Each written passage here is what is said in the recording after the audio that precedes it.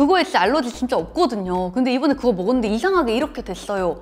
그럴 수 있어요. 이거는 아무리 좋은 과일이라고 해도 나한테는 독이야. 이런데 계속 그걸 쌓아서 먹어. 피부 염증 반응으로 오시는 분들이 있는데 거의 일맥상통한 경우도 꽤 많습니다. 네, 오늘은 다들 많이 관심 있어 하는 검사고, 이전에 제 영상에서 한번 슬쩍 언급하고 넘어간 지연성 알러지 검사에 대해 이야기를 해보려고 합니다.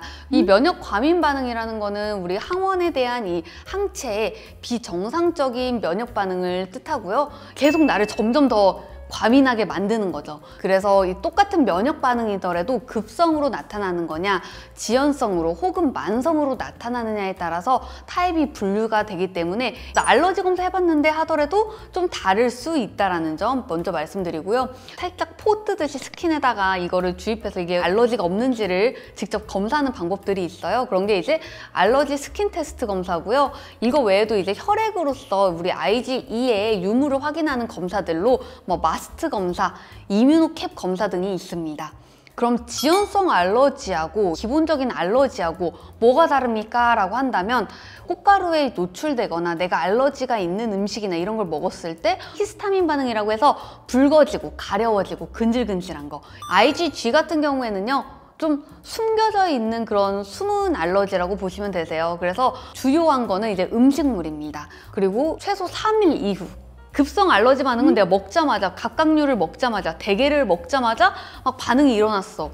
대게 때문인가? 이렇게 생각할 수 있지만 IgG, 즉 이 숨은 알러지 검사 같은 경우에는 내가 알 수가 없기 때문에 조금 난해하다. 그리고 이 반응의 특징들은 염증성 반응이라는 거예요. 알러지까지는 아닌데 피부 염증 반응으로 오시는 분들이 있는데, 이럴 때는 특히나 제가 항상 이걸 여쭤봐요. 좀 면역력이 떨어져서 다른 동반 증상들, 뭐 입안이 헐었다든지 이런 증상들이 없는지를 여쭤보는데 대부분 거의 일맥상통한 경우도 꽤 많습니다. 그래서 환자분들이 와가지고 저 그거에 진짜 알러지 진짜 없거든요. 근데 이번에 그거 먹었는데 이상하게 이렇게 됐어요.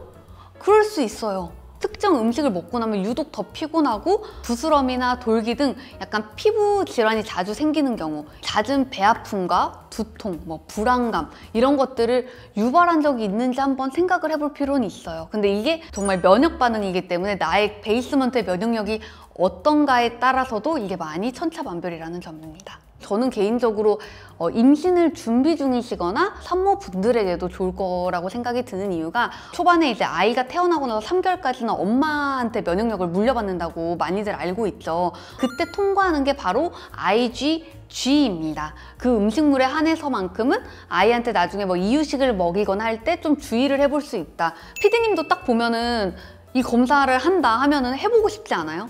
아니, 너무 해보고 싶은데 비용이 조금 세가지고 고민 중이었거든요. 부담스럽긴 한데 이거를 막 뭐 3개월에 한 번씩 해야 되고 이런 게 아니라 한 번 해놓으면 어느 정도 내가 알고, 이거는 아무리 좋은 과일이라고 해도 나한테는 독이야.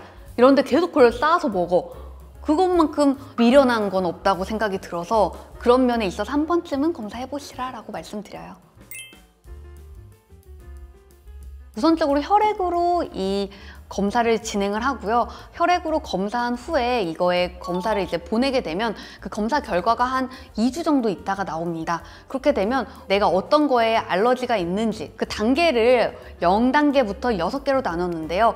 0에서 2단계는 뭐 이상 없다, 이거 먹어도 된다라는 거고요. 3, 4단계 같은 경우에는요, 관심 식품이라고 해서 조금 주요하게 봐야 될 식품으로 구분을 합니다. 뭐 예외적으로는 뭐 우유나 달걀, 밀가루, 땅콩, 어류, 해산물은 조금 높음이라고 하는 클래스 3부터도 좀 식단에서 제외하는 게 좋고요. 5, 6단계, 아주 높은 단계라고 하죠. 그래서 주의가 필요하고 유해한 식품으로 구분을 하게 됩니다. 적어도 4개월에서 1년간은 이 해당 식품을 식단에서 오조리 제외하시라고 말씀을 드리고요. 좀 더 정확하게 지금 내가 어떤 식단을 해야 되고 그런 식단들까지 좀 짜주니까요. 그거라도 좀 조심을 하고 나면 그 후에 나 장이 되게 편해졌어, 뾰루지나 이런 것들로부터 좀 고통스러웠는데 괜찮아졌어 라고 하시는 분들도 꽤 많습니다. 근데 내가 진짜 좋아하는 거야, 나 이거 못 먹으면 막 못 살아, 이러면 두 번째 방법은 좀 듣고 어이없을 수도 있는데 면역력을 키우는 거예요. 제가 아까도 말씀드렸지만 4개월에서 1년까지는 한 번은 끊자고 했잖아요. 그러고 나면 이게 면역 체계가 좀 개편되면서 그 후에 다시 노출했을 때 방패가 너무 튼튼해. 그러면 얘네들이 아무리 센 자극이 와도 이거는 나한텐 자극이 아닌 거예요. 그래서 한 1, 2년에 한 번? 좀 뭐 브로드하게는 3년에 한 번이라도 검사를 하면서 내가 체질이 어떻게 변하고 있는지를 확인하는 것도 좋을 것 같아요.